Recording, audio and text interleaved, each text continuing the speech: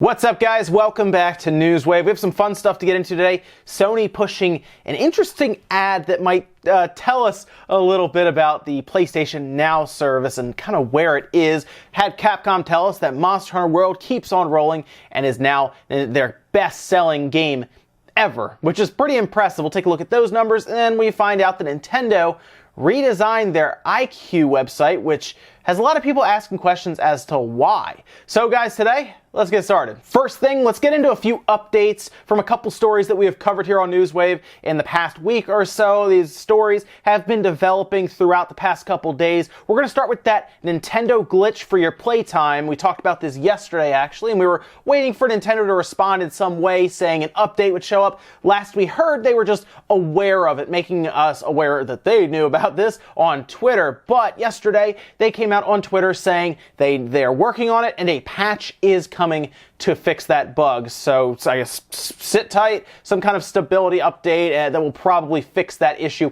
is coming. We're not sure when, but honestly, it's probably in the next couple days, as they probably see this as kind of a serious glitch, as people may just see it on their Switch, not realize it, and think that there's something wrong. They also did assure us that playtime is still being tracked. Absolutely, it's just a glitch in what it's displaying. Now, we also heard from, this is good, we heard from Square on Steam about Chrono Trigger. Now, if you missed it, we talked about Chrono Trigger kind of stealth dropping onto Steam, and we found out it was the mobile version, which had Steam and PC gamers pretty upset, because that means that it was very lazy, and if you take a look in the options menu, it's pretty clear it was a very quick kind of copy and paste almost job. Like, the fact they didn't advertise or anything has people pretty much speculating one of the laziest ports they could have done for Chrono Trigger. And if you look on Steam, it was mostly negative reviews, and people just are not happy. Lack of options for PC gamers. You can't push it past 1080p, for example. It looks pretty poor on any monitor anyway,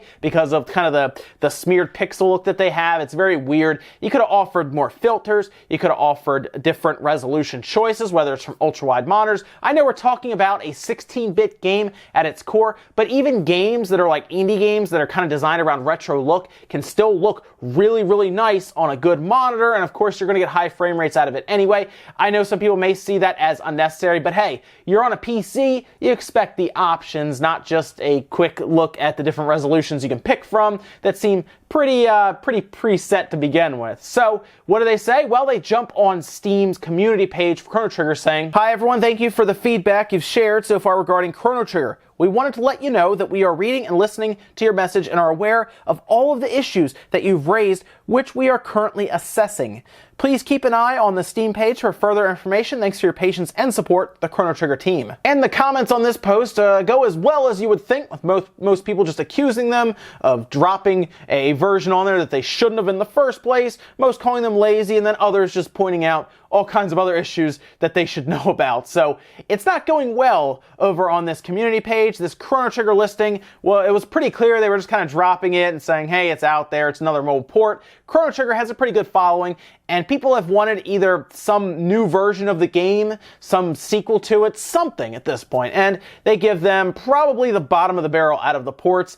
The PlayStation version, if it didn't have the load times, would be down there as well, or at least above that, I guess. The fact that this at least has quicker load times is cool, but we'll see what they do from here if they add anything to it. Honestly, at this point, they should just apologize for the mobile version and I guess bring some other version to Steam. It's hard to say what else they can do here. With those updates out of the way, let's jump into our first bit of news here, and that is Monster Hunter World becoming the most successful game under Capcom's watch. This is their best game they've ever released. It has now crossed 7.5 million copies shipped. That does include digital as well. They're pretty much just including everything they're getting money for, because while we say shipped, technically Capcom has gotten the money for that. That doesn't necessarily mean it's sold through to the customers. Keep that in mind. However, they do report 7 million people online playing it, so it seems like the shipped numbers and the actual amount of players playing right now that have purchased a copy, not too far off. So they're pretty close. The game is clearly flying off of store shelves. It's the best Monster Hunter they've made technically in terms of sales.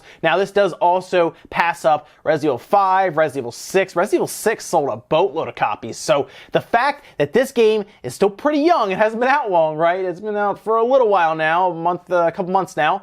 and it's doing this well, and it still has a PC release later this year. Clearly, it will cross 10 million units sold. I remember there were analysts that said it's probably going to do 10 million. People were like, I don't think so. Yeah, it's going to do 10 million before the end of this year, pretty easily, I think, at this point. That PC release, if it's not there yet, will push it over, as long as it's a good port. We just saw it happen with Chrono Trigger. Make sure this port is good of Monster Hunter World, and I think you'll have a whole big community jump on board here. I would like to see crossplay implemented. I know Sony's not on board there, but the Xbox version, and I think the PC version would do well. We just talked about the Switch possibly getting a port from, in this case, Iron Galaxy, or at least talking about it. If it did go to the Switch as well, Capcom likes to port everything, so, I mean, it's not technically out of the question. That would be a whole bunch there. This is definitely going to set the bar for Capcom in terms of units sold pretty much going forward. Whenever they release a new game and it's supposed to be massive, people will say, I wonder if it'll be able to beat Monster Hunter World, because now this is the new Resident Evil for Capcom in terms of units sold. Next up, let's talk about the world of Xbox, as they are getting their own show, essentially. They'll keep them updated on games that are coming up. Apparently, there will also be announcements at these shows, and that's the return of Inside Xbox. Now, if you're not aware, this show was technically canceled, or at least halted, back in 2012, and it looks to be making its return this month. That's March 10th. You're going to see it, and it's going to be viewable, obviously, on Xbox. I'm sure they'll also post it up on Mixer and stuff like that online, so you can probably watch it other places as well, maybe even on YouTube at this point. And it's a show that's essentially, like I said, going to go over different games. In fact, the episode coming up is going to go over, in this case, Far Cry 5 as their big center point, and it's going to be hosted by Larry Herb, or of course we know them as Major Nelson. And it's going to be pretty cool to see. It's almost like, it's supposed to be like a live, I guess, type of Nintendo Direct almost. That's, I guess, the best way I'd really look at it. So it will be a little longer than something like a cut and dry Nintendo Direct, but it's definitely going to be something that they produce and actually put some production value into. So I do like video game shows like these from the companies themselves, and this could be kind of fun to watch. It's going to be monthly, so you'll probably see it somewhere in the, like, for example, March 10th, maybe April 9th or April 11th or something. And it'll just kind of go along that way, so it'll be pretty fun to see, and I'll be curious to see if they actually do announce anything brand new on there. But hey, if you're an Xbox fan, if you're a gaming fan, you like watching stuff on your Xbox or playing games there, it seems like a cool show, I guess, to pay attention to. Next up, let's talk about a very weird website update, and that's Nintendo's iQue webpage that is designed for the China market. Originally, you may remember iQue from the iQue Player. If you remember that, that was the little system that would play games from Nintendo, a little plug-and-play system that they sold in China for a little while. People even got them over here in the States and did reviews on YouTube and everything. A little kind of fascinating piece of gaming history. But in this case, the website had not been updated for the past 6 years, since 2012.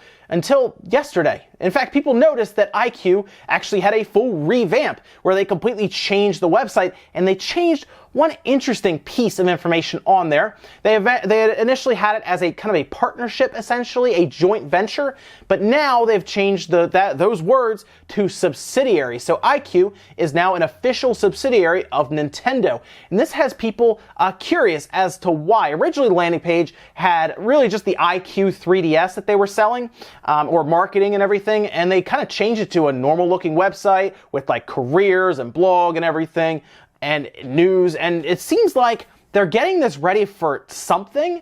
I had the thought that maybe they would move over something like the Nintendo Classic or the Super Nintendo Classic to sell there as a plug and play. Maybe they even take those and combine them into one so they have one system that they sell. I mean, the boards are the same essentially. They could probably fit a bigger flash RAM on there and just sell it as one system. The other thought that people were kind of thinking when they saw this was, are they going to attempt to sell the Switch under the iQue name? So like the iQue Switch, because we keep hearing about how they want to move into China. There's been a lot of speculation around Arena of Valor. People ask them questions about them possibly moving into China. They've been kind of quiet about it, but a lot of analysts constantly talk about this, right? That's all they talk about. Is Nintendo going to enter the Chinese market, where with Arena of Valor and some other games, they could potentially have a big impact there. Now, they're already importing, in this case, Switches into China. If someone wants it, and they have the money, they just import it and they can play it there. It's region free. So after seeing languages added for China, like Chinese languages being added to a lot of games, and now they're revamping the iQue website, it seems like they're at least gearing up for something in China. Would it be a plug-and-play system, or would it just be the Switch? It's hard to say, but so many things are happening for the Switch to kind of enter China. It seems like they might use that iQue name to just sell the Switch in general, but we'll have to wait and see. It's very interesting to see them go back to this website. It's been kind of sitting dormant for 6 years or so now, so I guess we'll find out what happens hopefully in the next couple months or so, and they get ready for maybe a launch. I don't know, maybe this fall. It'd be interesting to see. Next up, let's talk about a very weird rumor that flew around the internet yesterday, and it was technically based off of what else? A retail listing. Actually, 2 retail listings that were very interesting, and this was posted on GameShop website. So this is a site you can go on, you can buy games and everything, and we always see this with retailers, right? They'll kind of just put a listing up, and then people will start talking about it, especially if it's a game that is not out yet. It's one that people speculate about, like, for example, Crash Bandicoot. We saw a Switch listing, we saw an Xbox listing, so we immediately started thinking it's a timed exclusive, everything falls in line. Well, in this case, this website decided to post 2 games. One, at least, people understand it probably will happen eventually, but when, we're not sure. But the other one was kind of out of left field, and that is Manhunt 3. Now, there's a lot of things wrong with this listing. One, they are using, in this case, a cover art that a fan created over on VBGA, which is basically a site that you can go on, and you can, VGBA, you can get video game box art, essentially. So fans can do mock-ups of their favorite genre or their favorite game and kind of change the box art how they want. You can usually download them, print them out. It's kind of like getting that really cool reverse cover art that never came out, but you can kind of drop it in anyway if you print it out. In this case, they used that one, and then the description translates to the original Manhunt's description. So there's nothing really new there. It's almost like they just kind of decided they wanted to post Manhunt 3 and put it up there. Now, it has been taken down since then, and I think a lot of people were really hoping something Manhunt, since Sony did, or Rockstar I should say, did re-up the Manhunt trademark, but nothing has really happened since then. Would Manhunt work in today's world? It's hard to say. It saw a lot of backlash, a lot of scrutiny back when Manhunt 2 came out, because people thought it was a little too realistic with what was going on. And I'd be curious to see, in this day and age, with these systems that already produce very realistic graphics, maybe even in VR, would it actually get passed with a mature rating and not an adult-only rating?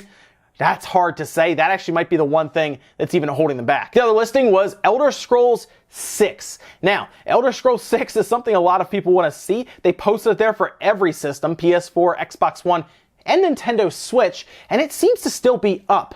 No actual box art, just a little 6, but it's very interesting to think, because Bethesda is kind of gearing up for E3. Would they actually be ready with an Elder Scrolls 6 to show in any way, shape, or form this E3?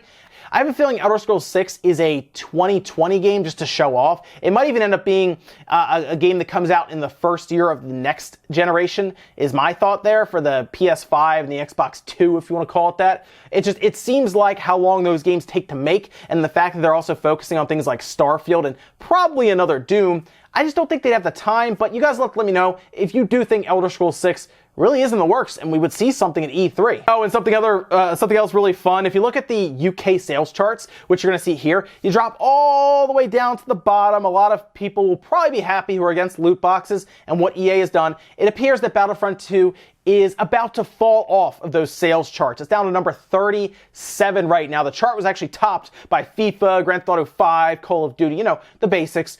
But Battlefront 2 has fallen off a cliff. You're seeing it on sale now at times for $30. It looks like EA is not going to be reaching their big 14 to 15 million sales for this game, and it looks like they may have learned their lesson. We'll see how loot boxes are integrated back in as they keep talking about it, but it does seem like they did feel this one in their pockets, as it is about to fall off the UK sales charts, while older games, or at least games around the same time as its inception and release, are right in the top 10. And in our last bit of news, let's talk about Sony placing ads on your PlayStation 4 dashboard. You may have noticed this happened with Destiny 2, but there was a way to turn it off. If you go into options, you can actually turn off the ability for them to put ads on your system, on your dashboard, where it kind of looks like a game icon. That was the big problem a lot of people had with the Destiny 2 one. Now, it looks like they have placed an ad for PlayStation Now, and according, in this case, to PushSquare.com, they found it, they saw it, but they had theirs turned off for that ability to happen. So they had ads displayed as off, so they wouldn't have them display, but they noted that it still showed up for PlayStation Now as almost like something you already have, but it said free trial. So I guess you select that, and then they tack it onto your bill if you don't, in this case, cancel after the first month. I did that a while ago, and I canceled after the first week because it's not the best service, to be honest. You have to stream the games. At least with Game Pass, you download them, and Game Pass is half price. So I'm not sure what the deal is here, but I do see this kind of as a desperate move by Sony to try to push a service that I'm pretty confident they are losing money on. But you guys are going to have to let me know about this because this seems really weird. Let me know if this showed up on your PlayStation 4 dashboard as well, because I already get annoyed as it is with them pushing ads. Trust me, I dealt with it with the Xbox 360, dealt with it with the Xbox One, and now we're seeing it in full force here with the PS4, and it's a little frustrating, I will say that, to see some of these ads show up on a service that you pay money for every year, $60 a year, and they're just pushing ads, especially something that I really don't want. PlayStation Now shows up as a game icon, almost as a little bit of deception. Let me know what you guys think about all of this stuff down below in the comments, because it kind of rubbed me the wrong way when I saw it. Ladies and gentlemen, that's going to do it for Newswave today. If you enjoyed this video, hit the like button, guys. It really helps out. If not, hit the dislike. Leave a bunch of comments down below about anything we talked about today, whether it is the iQue website getting that redesign, possibly as a way for Nintendo to sell in China, whether they're selling a Super Nintendo Classic, maybe the Nintendo Classic, the Switch, or maybe they want to expand on their 3DS lineup with like a 2DS XL or something. Hard to say, maybe just a brand new plug and play. But let me know what you think about that design. Let me know what you think about the PlayStation ads. Monster Hunter World absolutely destroying sales without using any loot boxes or microtransactions. Pretty refreshing to see that, I think, and I hope some of these companies like Battlefront 2 falling off of the UK sales charts with EA possibly taking some notes here and saying, maybe we don't need those deceptive practices in our games. Thank you so much for watching, guys, and I'll see you next time.